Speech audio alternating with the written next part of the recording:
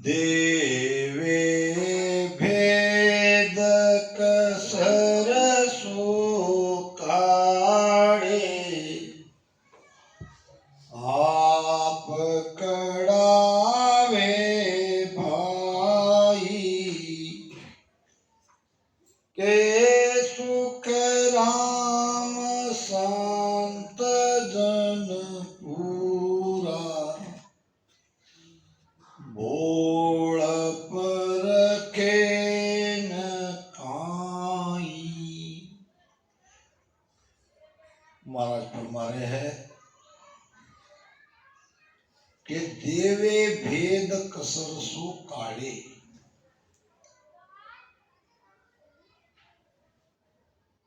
देवे भेद,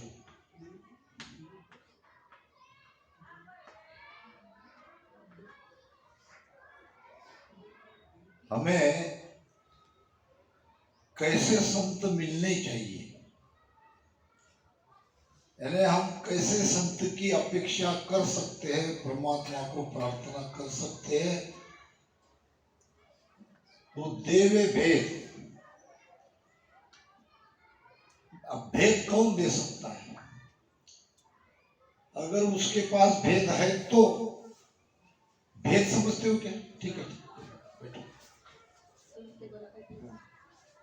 भेद किसे कहते हैं?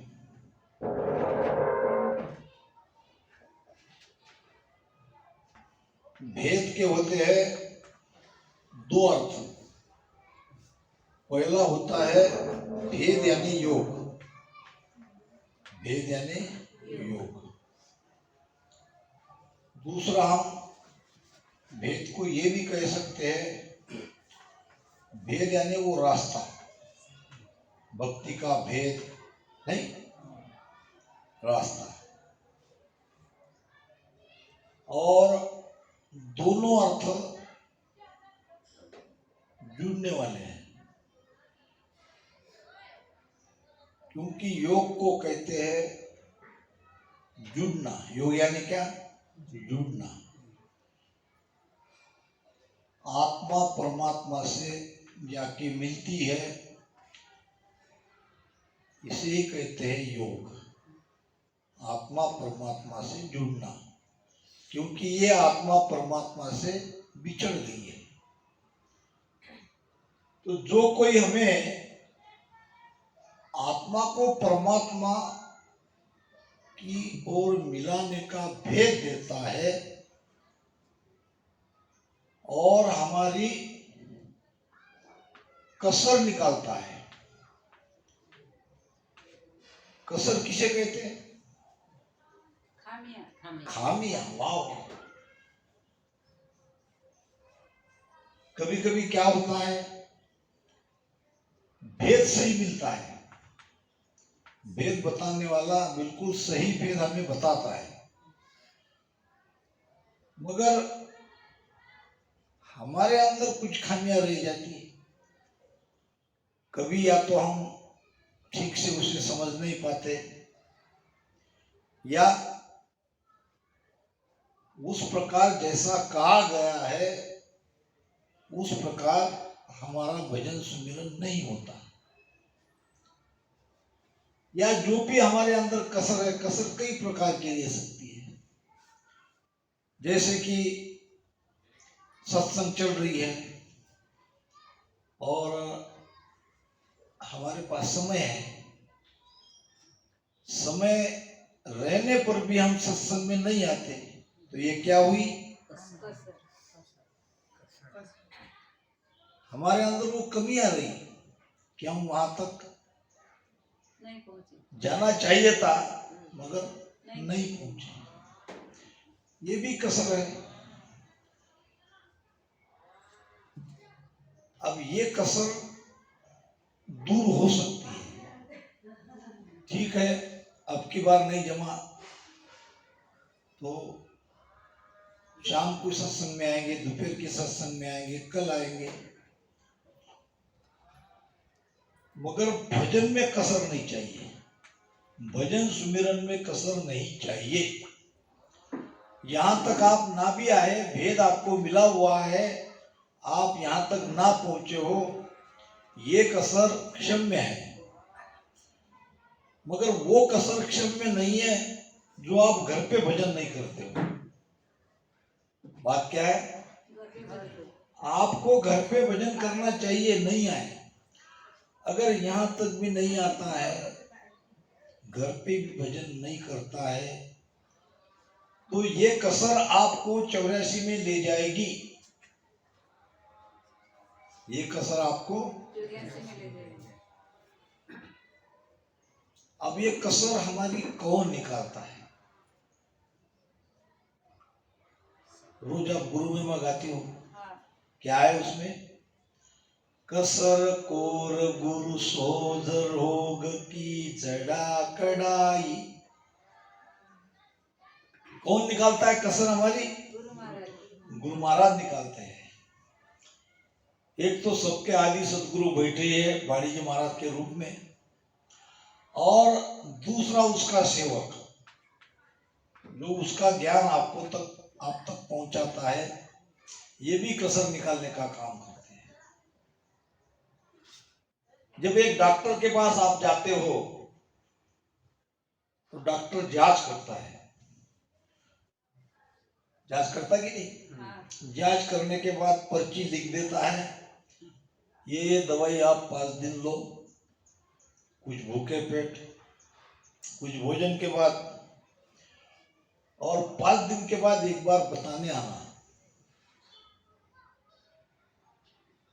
और कोई डॉक्टर ये कहता है कि आपको आने की जरूरत नहीं रहेगी।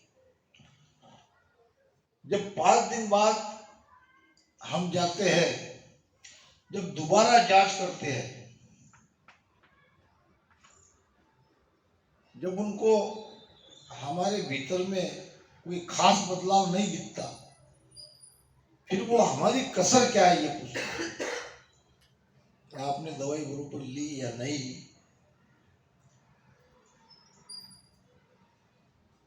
तो जब वो हमारी जांच करके हमारी कसर निकालता है, या कुछ ऐसा भी होता है टैबलेट मेडिसिन चेंज करके भी देता है, ये होता है, तो यहाँ भी भक्ति में ये सब होता है। क्योंकि जीव के कर्म सभी के एक प्रकार के नहीं है, जीव के कर्म एक प्रकार के नहीं है। तो सबके लिए सिमरन एक उपाय है, मगर सिमरन करने के लिए जो भी कुछ सहायक, जैसा कि मन है, हमारी सुरती है, हमारा आसन है कि नहीं, ये सब सहायता करने वाले हैं ना। पहले तो आसन में ही गड़बड़ हो जाती है, आसन हमारा स्थिर नहीं रहता है। गुरु महाराज ने क्या कहा है? आसन की कसर देखो गुरु महाराज कैसे निकालते हैं। आसन इडग अडोलन डोले, मन मारे तन माई, मेरे रामा मन मारे तन माई, नव से नार जगावे सूती, नव से नार जगावे सूती, शहर रहोली वलाई, साधु भाई से जन भगति कमावे, संतो भाई सो जन भगति कमावे। भक्ति कमाना यानी भक्ति में लग जाना। ये सुरता जो बाहर भटक रही है, संसार में भटक रही है, वो शब्द के साथ भीतर लग जाना, हमारी अखंड लीव लग जाना, इसको कहते हैं भक्ति कमाना। भक्ति कमाने का पहला सूत्र है आसन। आसन कितने प्रकार के हैं? एक तो है वज्रासन, दूसरा है पद्मासन। नवीन भाई बराबर है? हाँ। और तीसरा है सिद्धासन।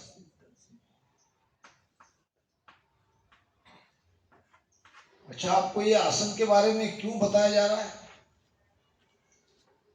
मूल है आसन। अगर आसन हमारा अस्थिर है तो क्या होगा? आसन अस्थिर है तो मन अस्थिर रहेगा। मन आपका स्थिर कभी नहीं हो पाएगा। तो इन तीन में से एक आसन को आपको बैठ के भजन करना है। अब उसमें गुरु महाराज ने सिद्धासन के बारे में कहा है। आसन कौन सा लगाना है? सिद्धासन लगाना है। अब सिद्धासन क्या है? सिद्धासन को साजियो बैठा मन को घेर लियो माला सुखराम कहे निस्दिन उर्मे फेर। सिद्धासन लगा के भजन करोगे तो आपकी लिव रूपी माला रात दिन लगी रहेगी। भजन से लिव टूटेगी नहीं।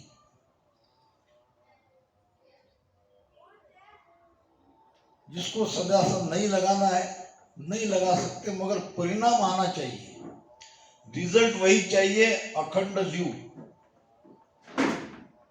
कोई ऐसे हंस रह सकते हैं जिसका ये सब हो चुका है पहले जन्म में, और वो बैठते ही उनका मन स्थिर हो जाता है, तो उनको ये सब करने की आवश्यकता नहीं है। दो प्रकार के हंस भक्ति में है। एक है नया और दूसरा है पुराना।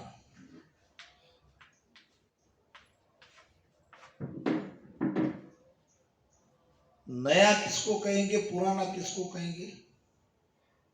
अच्छा, और कि छोड़ो, हम नए हैं कि पुराने हैं नहीं पता, ये कैसे समझ में आएगा?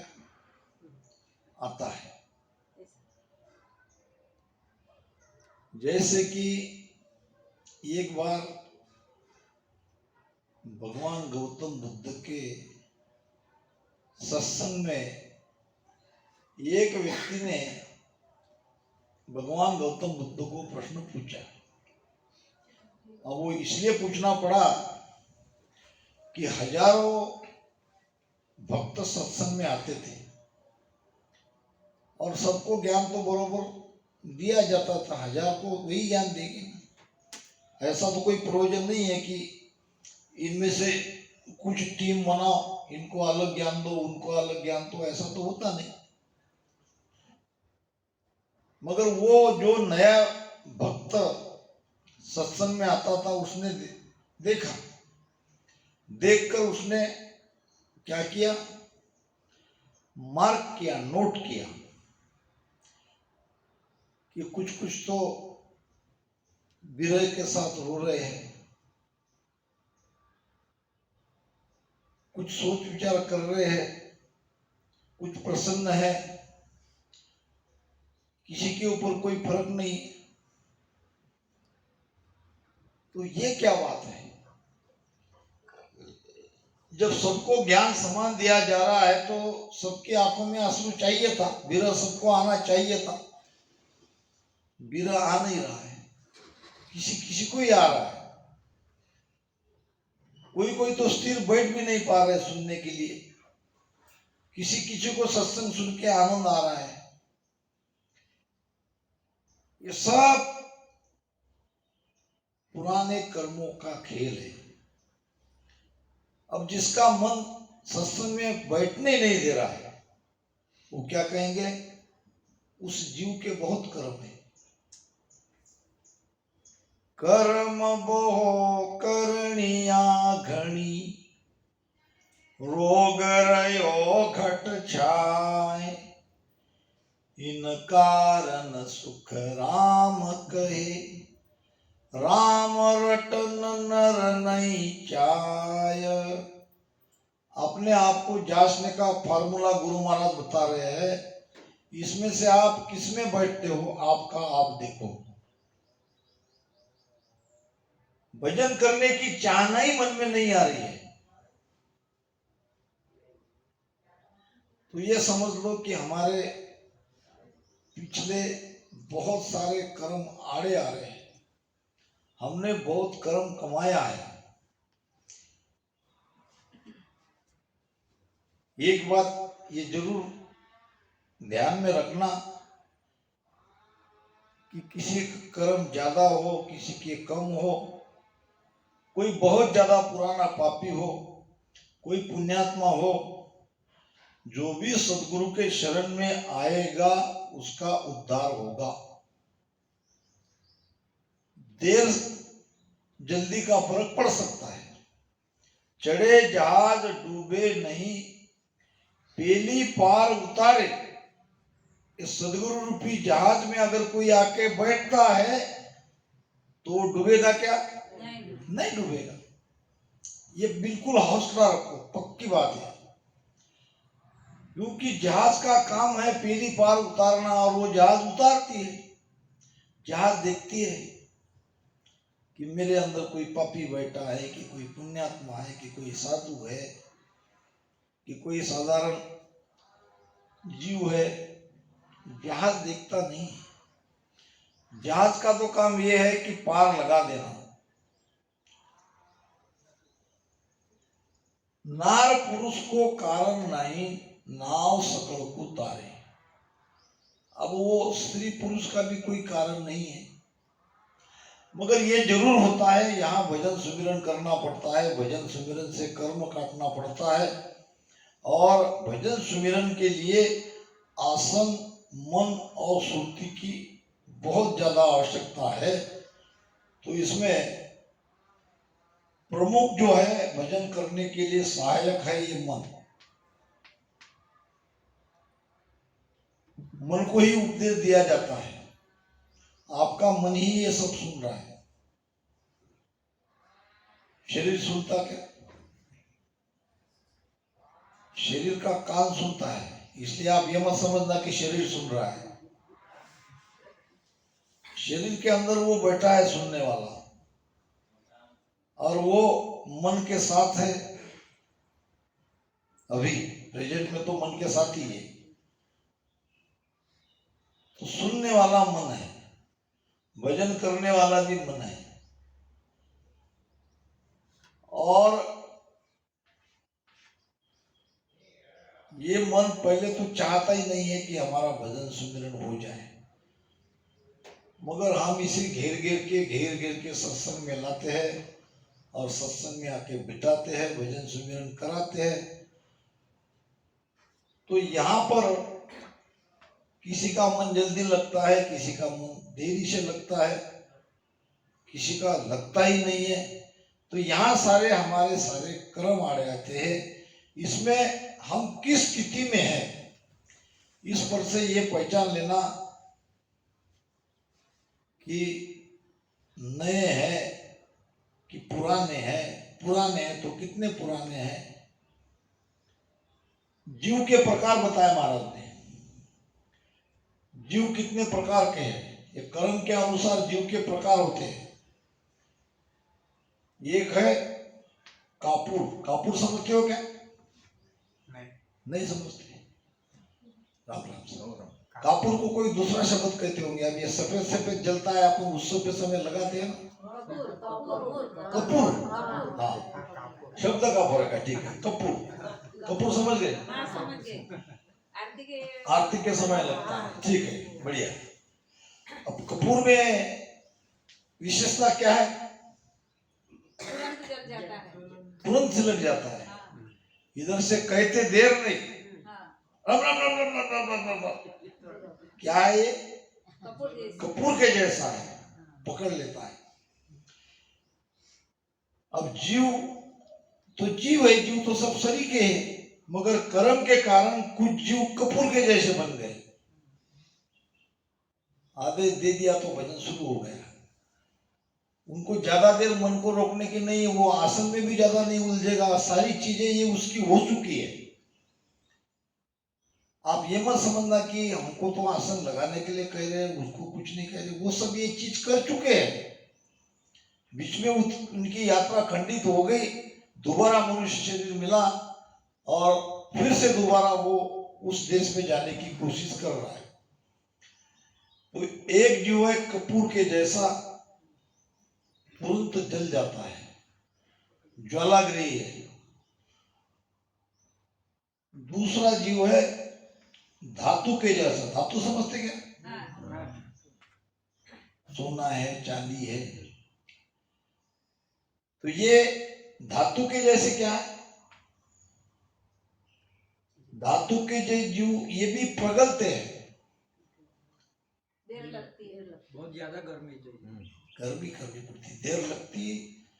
धातु को अगर उसमें कुछ मिलाया नहीं जाए, सोना है, सोने में सुहागी नहीं ले जाए, सोना प्रगलता नहीं है।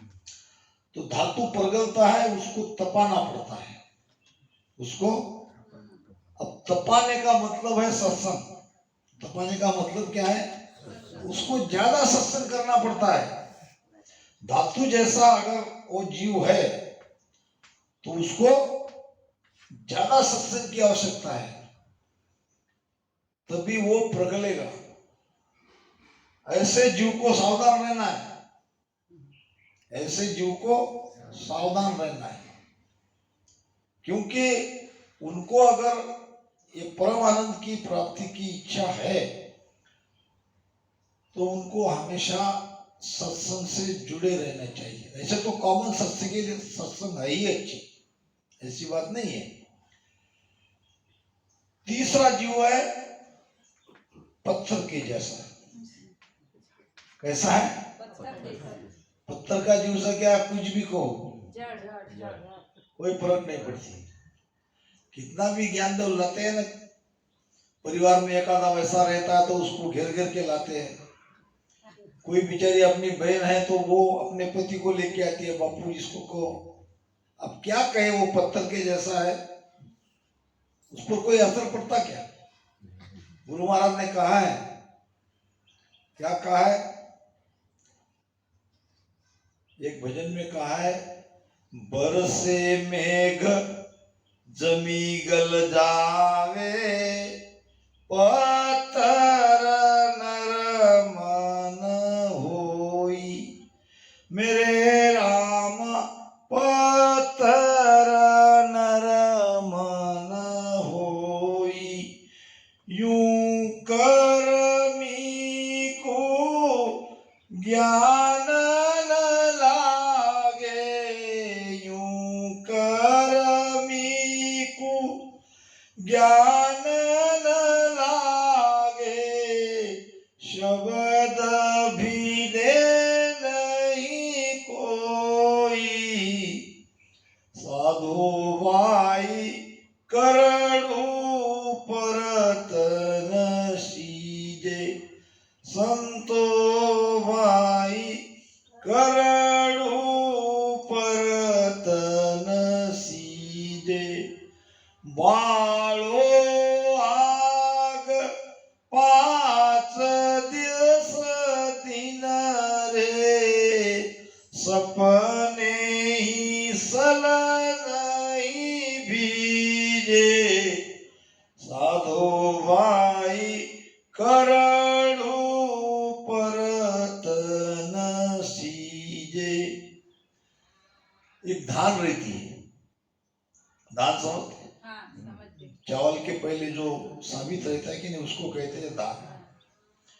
उसमें कोई कोई दाना ऐसा दाना रहता है, उसको कहते हैं करुड़। आपकी भाषा में उसे क्या कहते हैं ये नहीं पता, कि उसको आप कितना भी तपाओ, पानी में उबालो, तपा लो, कुछ भी करो, वो धान सींचता नहीं। નાના બસ એમ કે हाँ तो आप समझ गए જોડે જ કીધી કે गुरु महाराज को क्या कहना है, आप आपकी भाषा में समझ गए। मैं ना भी समझा, मगर तुम्हारे હા एक में से बातचीत से मुझे लग रहा है कि वो चीज आप સમજ ગઈ. समझ गए हो। तो कुछ कुछ जीव ऐसे रहते हैं। अब ये पत्थर का देखो कितना दुर्भाग्य है, नदी में पत्थर रहते हैं હા. देवसिंह भाई, હા હા बड़े बड़े। अब यहाँ तो हफ्ते में 1 या 2 दिन की सत्संग मिलती है, હા नहीं? बड़ा अच्छा सिस्टम है। और फिर भी बहुत सारे हंस आत्माएं जगी हुई है, बहुत सारे के अंदर प्रेम आ रहा है। तो पत्थर रहता है पानी में, कितने दिन रहता है? 12 मास, 24 घंटे। आता पानी है सत्संग, पत्थर है पत्थर के जैसा जीव। कोई जीव ऐसा है पत्थर के जैसा, पानी में ही रहता है, पानी में ही उसका जीवन है, मगर पानी की ये एक बूंद भी उसको स्पर्श नहीं करती। पल भर की सत्संग सुनने का क्या क्या लाभ मिला है, गुरु महाराज ने कई प्रमाण दिए हैं, देख लो आप। घाटम दास का प्रमाण दिया, घाटम दास चोर था, मरते समय उसके पिताजी ने कहा कि बेटा अब मेरा समय पूरा हो गया है। 3-4 भाई थे, सबको बुलाया, कहा कि कभी सत्संग सुनने के लिए नहीं जाना, हम चोर लोग हैं, अगर सत्संग सुनेंगे तो चोरी करना भूल जाएंगे। वो तो चोरी छुड़वा के रहेगा, बुरे काम तो छुड़वा के रहेगा। सत्संग में ये तो लाभ होता ही है कि नहीं, बुराई तो हमारी छूटती है। तो किसी सत्संग में जाओगे तो वो तुम्हारी बुराई छुड़वा देगा, और गलती से तुम अगर चोरी करना छोड़ दोगे तो खाओगे क्या? हमारे पास कमाने के लिए क्या है? ना हमने कभी जिंदगी में कोई धंधा किया है, हमने तो चोरी करके ही पूरा हमारा जीवन बिताया है। तो तुम्हारा भी जीवन चोरी करते करते बीत जाना चाहिए, तुम अच्छे से बढ़िया चोर बन जाना चाहिए, ये मेरी इच्छा है।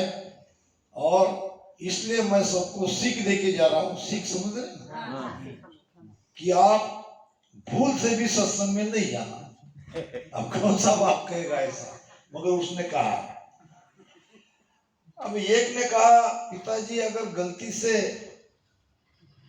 जाते तो नहीं, जाएंगे तो नहीं जब आप कह रहे हो, मगर गलती से, अब ये सामने रास्ता है, वहां से लोग आना जाना करते हैं, करते कि नहीं करते हैं।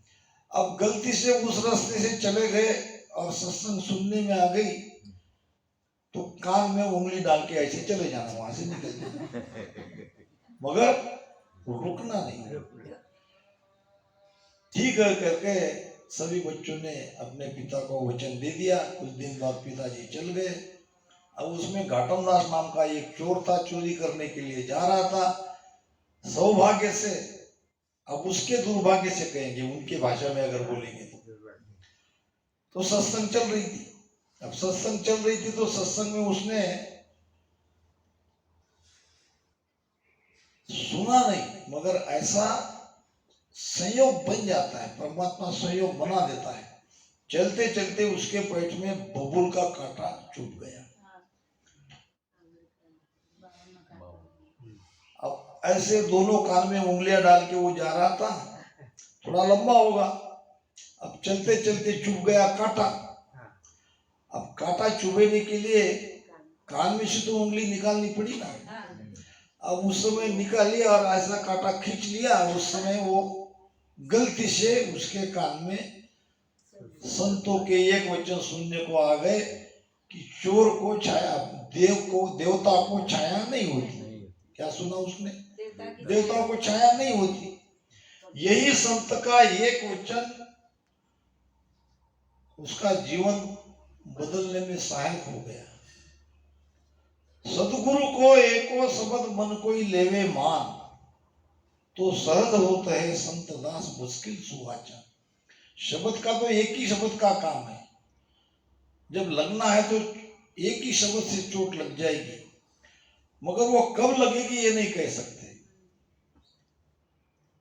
उसका भला होना था और उसी समय संयोग आया, सत्संग चल रही थी, दोनों कान में उंगलियां डाल के निकल भी रहा था, कांटा चुभ गया, निकालने के लिए दोनों कान में से उंगलियां निकाली, खींचा तो वो न चाहते हुए भी सुन लिया।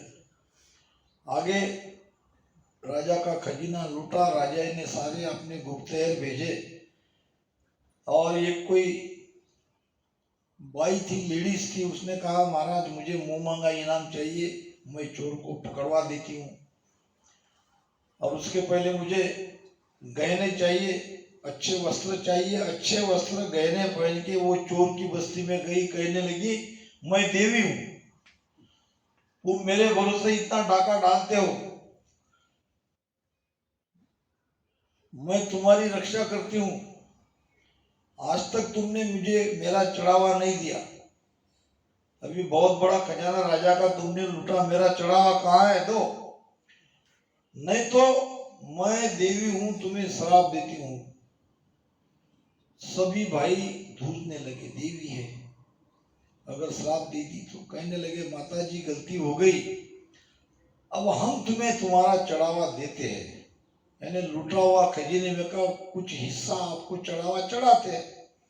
इतने में घाटन दास ने देखा अगर ये देवी है तो इसकी तो छाया दिख रही, देवी को तो छाव नहीं है, ऐसा उस दिन संत ने जरूर कोई चाल है, ये देवी नहीं हो सकती। तलवार निकाला, कहा कि जल्दी बताओ तुम कौन हो, नहीं तो तलवार से तुम्हारी गर्दन काट लेता हूं, अगर नहीं बताओगे तो। मैं तो देवी हूं, कैसे तुम देवी हो, तुम्हारी छाया है, देवता की कभी छाया रही थी क्या? मैंने सत्संग में सुना है, अब सुना क्या, वो गलती से सुनने में आ गया। इसी एक गलती की वजह से वो चोर पकड़ में नहीं आए और उस लेडीज को, भाई को मार डाला गया। तो कभी कभार ऐसे भाग हो जाते हैं, तो हमें हमारी पहचान कर लेनी है और इस पर से कैसे हमारा जीवन आके हमें व्यतीत करना है, ये भी हम पर ही डिपेंड है। तो गुरु महाराज कह रहे हैं कि देवे भेद कसर सो काढ़े, आप कड़ावे भाई। कसर निकालने वाला अगर आता है तो आपकी भी कोई जिम्मेदारी है, क्या कहेंगे, आपका भी तो फर्ज है कि समय में से समय निकाल के वहां पे रामदाना में जाना चाहिए, क्योंकि ये तो प्रोग्राम तय रहता ही है। ऐसे तो एकदम से ऐसा नहीं है कि ये तारीख आपको पता नहीं होगी, समय के बारे में हो सकता है, समय के बारे में। तो ये जो तुम्हारे 5 दिन है ये अत्यंत महत्वपूर्ण है। तो अगर आप समय निकाल सकते हो तो इसमें ज्यादा से ज्यादा समय आपको निकालना चाहिए। अब जो निकाल ही नहीं सकता उसकी बात अलग है, क्योंकि ये केवल सत्संग नहीं है, यहां हमारी कमी निकाली जा रही है। अगर एक डॉक्टर को और वकील को आप सच नहीं बोलोगे तो हानि किसकी है?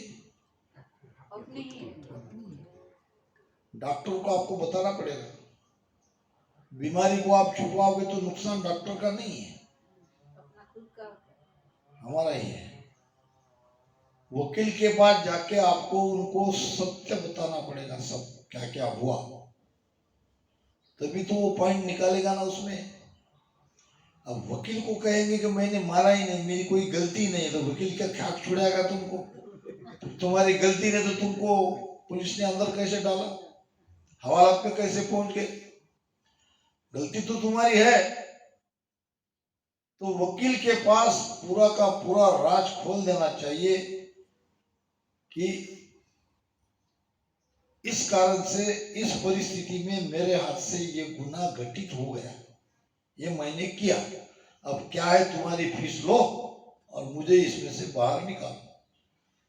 तो वो उसमें से निकालता है पॉइंट, वो अपनी वकील की किताबें ढूंढता है और बचने का क्या उपाय है ये ढूंढ के उसी पॉइंट पर वो अपने जज के सामने अपनी बाजू, अपने जो केस दिया है, जो गुनहगार है उसकी बाजू लड़ता है और जज साहब को बाध्य कर देता है कि मैं जो कह रहा हूं वही सत्य है। तो इस प्रकार ये सत्संग भी एक ऐसा बढ़िया माध्यम है कि जहां हमारी कसर निकलती है, यहाँ भेद भी दिया जाता है तो कसर भी निकाली जाती है। उस सत्संग का कोई अर्थ ही नहीं है कि जहां पे भजन सुमिरन नहीं होता है। क्या केवल ज्ञान से कसर निकाल दिए क्या? नहीं, ज्ञान से तो समझाया जा रहा है मगर इसका प्रैक्टिकल भी कराया जा रहा है। अब बाहर की कसर को दूर छोड़ सकते, पर भीतर में क्या कसर है, भीतर में आपका मन भीतर लग रहा है कि नहीं लग रहा है, सुरती भजन में है कि नहीं है, सुरती शब्द के साथ कैसी लगी रहे, मन श्वासन में कैसा लगा रहे, इसका प्रैक्टिकल यहाँ पे कराया जाता है। और ये चीज आपको घर पे नहीं मिलेगी, ये घर पे आप नहीं कर सकते। घर पे तो आप स्वतंत्र हो, आप अपने मन के मालिक हो, आप कितना भी बैठ सकते हो और जो भीतर में नहीं हो रहा है उसको कहने वाला कोई नहीं है। तो आप ऐसे ही भजन चलता रहेगा जब हमारी कोई कमी निकालने वाला नहीं है। अब वाणी महाराज कमी निकालती है मगर ये कितने लोगों को समझती है, वो शब्द उसके नहीं समझते, नीचे जो अर्थ किया हुआ है इस पे डिपेंड नहीं रख सकते। ये अर्थ 100% करने वाले ने बहुत हमारे पर उपकार किया, ये बात ठीक है, मगर वो 100% वही गुरु महाराज कह रहे हैं ये भी सिद्ध नहीं हो सकता। कहीं कहीं तो बात बराबर है, कहीं कहीं वो भी एक मनुष्य है और उसने भी अपनी बुद्धिमत्ता से उसका अर्थ किया। तो हम निचले लिखे हुए अर्थ पर भी डिपेंड नहीं रह सकते। हाँ, साखी एकदम सत्य है गुरु महाराज की, उनके वचन है। अब कई कई साखियों को अनुभव से खोलना पड़ता है, अनुभव आपका है नहीं अभी, क्योंकि अनुभव जरूर हो रहा होगा मगर आपने मिलान कहाँ का है। आपका अनुभव, वाणी जी का अनुभव, ये मिला कैसा है? नहीं मिलन हुआ। 3 प्रचिति है, आत्म प्रचिति, शास्त्र प्रचिति। प्रचिति समझते हो? नहीं समझ रहे, बताता हूं। आत्म प्रचिति यानी स्वयं का अनुभव, स्वयं का अनुभव। दूसरा शास्त्र प्रचिति, यहां शास्त्र क्या है? वाणी जी।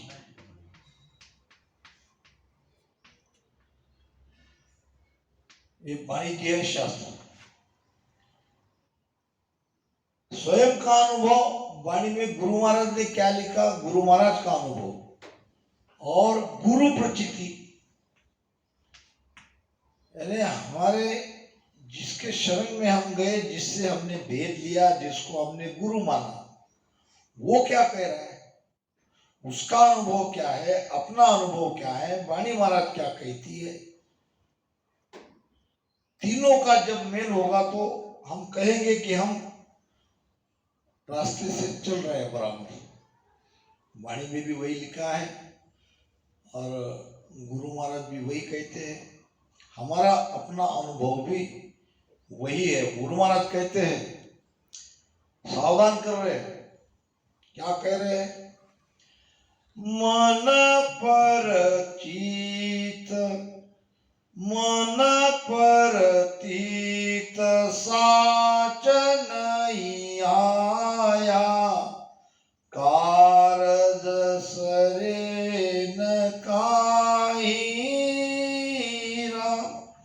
मन परतीत साच भिन आया, कारज सरे न काई, कोट उपाय अनेक मनोरथ, कर देखो नर लोई संतो, केवल राम रटोरे।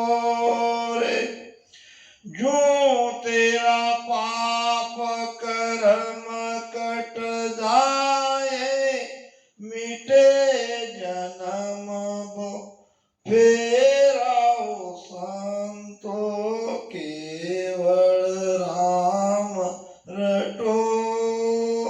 क्या कह रहे महाराज? मन प्रतीत, प्रतीत है विश्वास के लिए, प्रतीत चाहिए